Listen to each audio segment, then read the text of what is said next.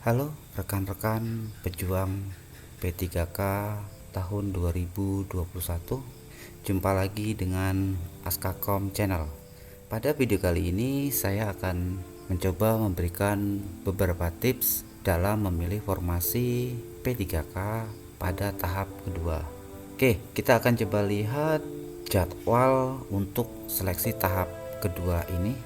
Nah, dari jadwal yang di sini kita bisa lihat bahwa untuk pengumuman dan pemilihan formasi pada tahap kedua itu akan dilaksanakan pada tanggal 24 sampai dengan 30 Oktober mendatang. Artinya kita yang belum lolos di tahap ke-1 harus bersiap-siap untuk memilih formasi kembali di tahap kedua. Kemudian untuk pengumuman daftar peserta, waktu dan tempat seleksi itu dilakukan pada tanggal 4 November 2021. Kemudian ada cetak kartu peserta seleksi P3K tanggal 4 sampai dengan 7 November. Selanjutnya untuk seleksi tahap kedua pelaksanaannya pada tanggal 8 sampai 12 November 2021. Sedangkan pengumuman hasilnya itu akan diumumkan pada tanggal 18 November 2021. Oke. Jadi itulah timeline dari kegiatan seleksi P3K khususnya di tahap kedua. Selanjutnya, sebelum kita mencoba untuk mencari tips memilih formasi yang terbaik, alangkah baiknya kalau kita tahu juga siapa saja sih yang bisa melakukan atau mendaftar pada seleksi tahap kedua ini. Kita bisa lihat ini acuannya adalah dari Permen PAN RB nomor 28 tahun 2021. Khususnya di pasal 33 itu kita bisa baca di sini, pelamar untuk seleksi kompetensi kedua dapat diikuti oleh pelamar dengan kriteria sebagai berikut. Yang pertama atau yang poin A, pelamar dari THK2 atau pelamar dari golongan K2 yang tidak lulus pada seleksi yang pertama. Kemudian guru non ASN yang terdaftar di Dapodik yang tidak lulus pada seleksi pertama. Sementara yang C, guru swasta yang terdaftar di Dapodik, dan yang terakhir adalah lulusan PPG. Oke, perlu kita garis bawahi di sini sudah ada guru swasta dan lulusan PPG. Artinya persaingan kita sebagai guru honorer di sekolah negeri tentunya akan semakin besar dengan masuknya guru swasta dan lulusan yang dari PPG, yang secara otomatis lulusan PPG ini sudah dipastikan memiliki sertifikasi pendidik atau serdik. Nah, itulah siapa saja yang bisa melamar pada seleksi tahap kedua ini. Oke, dari 4 kategori pelamar tersebut, maka saya akan mencoba memberikan sedikit tips dalam memilih formasi P3K pada seleksi tahap kedua ini. Untuk memilihnya, yang pertama yang harus kita lakukan adalah kita lihat terlebih dahulu hasil pengumuman pada seleksi tahap 1 kemarin.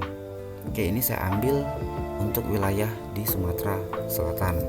Kita lebih baik terlebih dahulu kita lihat jenis formasi yang ada dan sesuai dengan linearitas ijazah yang kita punya. Misal nih, kita punya ijazah sarjana komputer atau Eskom, maka kita bisa memilih formasi guru antara lain RPL atau Rekayasa Perang Lunak, kemudian TKJ atau Teknik Komputer dan Jaringan. Selanjutnya kita juga bisa memilih formasi untuk guru multimedia, dan yang terakhir adalah untuk guru TIK. Oke, di sini akan saya coba ambilkan contoh untuk pemilihan khususnya di guru TIK. Seperti yang saya katakan tadi, kita lihat dahulu formasi dan keterisian dari tahap 1 kemarin. Oke, di sini saya contohkan, saya ambil dari SMA Tugu Mulyo. Nah, di sini dapat kita lihat ternyata untuk formasi guru TIK di SMA N Tugu Mulyo itu ada 6 formasi. Sedangkan pada tahap 1 kemarin itu hanya 1 orang yang mendaftar dan itu lulus. Artinya masih ada peluang sebanyak 5 formasi lagi untuk guru TIK di SMA N Tugu Mulyo. Selanjutnya kita lihat untuk di sekolah lain yang berdekatan dengan SMA N Tugu Mulyo.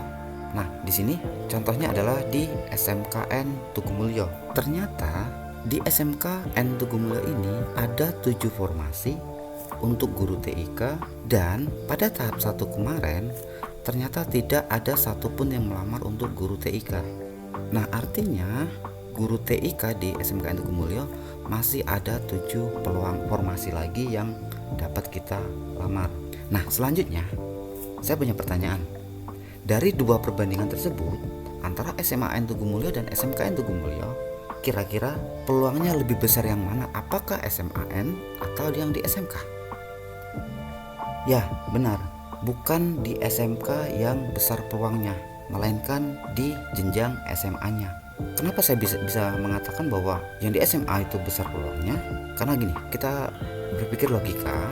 Untuk jenjang SMK di sini biasanya sudah banyak guru berpendidikan sarjana komputer yang honor di sekolah tersebut. Apalagi sekolah SMK Tugu Mulyo ini merupakan salah satu jurusannya atau program keahliannya adalah komputer atau rekayasa perangkat lunak. Nah, ini bisa diartikan bisa kemungkinan kayak gini. Kenapa TIK-nya tidak ada yang ambil atau melamar? Karena pastikan bahwa semua guru honor yang punya kualifikasi S1 komputer, mereka mendaftar untuk menjadi guru RPL. Makanya untuk guru TIK-nya tidak ada satupun yang melamar. Itu logikanya. Pada seleksi yang tahap kedua ini bisa saja terjadi kebalikan dari seleksi tahap pertama. Maka bisa saja untuk yang tahap kedua ini mereka mencoba keberuntungan beralih ke guru TIK. Nah, itu juga perlu dipertimbangkan kembali bagi rekan-rekan yang ingin memilih formasi di tahap kedua, khususnya untuk yang punya kualifikasi pendidikan sarjana komputer. Makanya kita selain melihat dari data ini, kita juga butuh informasi dari rekan-rekan yang lain atau dari sekolah-sekolah yang lain. Dan ada satu lagi yang perlu diingat, adanya pesaing yang memiliki serdik atau sertifikat pendidik. Namun ya, biasanya para pelamar akan memilih lokasi yang mudah dijangkau dan dekat dengan rumah. Biasanya seperti itu. Jadi sebenarnya akan lebih sedikit saingannya jika memilih sekolah yang berada di tempat yang jauh dari perkotaan. Misalkan untuk daerah yang pedalaman, itu biasanya pesaingnya akan lebih sedikit dibanding dengan yang di perkotaan. Itu. Namun, itu juga butuh pertimbangan. Apakah kita siap untuk berada di sekolah yang jauh dari rumah? Itu kembali lagi. Intinya, semuanya kembali ke personal masing-masing. Apakah pengen tetap yang dekat dengan jumlah pesaing yang banyak, ataukah yang jauh dengan jumlah pesaing yang sedikit? Nah, itulah contoh untuk mapel guru TIK. Terus bagaimanakah untuk mapel yang lain atau mata pelajaran yang lain? Sebenarnya sama caranya, ya. Kita contohkan di sini. Kita mau mencari untuk guru kimia. Kita coba cari. Oke, di sini untuk guru kimia ada di SMAN 3 Pulau Rimau dengan jumlah formasinya 1, dan ternyata pada seleksi tahap 1 kemarin tidak ada yang melamar. Oke, kemudian kita coba cari lagi. Ini salah satunya di SMK Negeri Indralaya Selatan ada 1 formasi dengan 1 pelamar di tahap 1 tapi tidak ada yang lolos. Oke, begitu seterusnya. Intinya kita cari peluang yang lebih besar. Oke, mudah-mudahan apa yang saya sampaikan sedikit memberikan pencerahan buat rekan-rekan calon ASN P3K yang belum lolos di seleksi tahap 1. Saya cuma bisa berpesan bahwa yakinlah dengan diri kita dan yakinlah dengan kemampuan kita, dan satu hal, berikanlah yang terbaik untuk diri kita sendiri.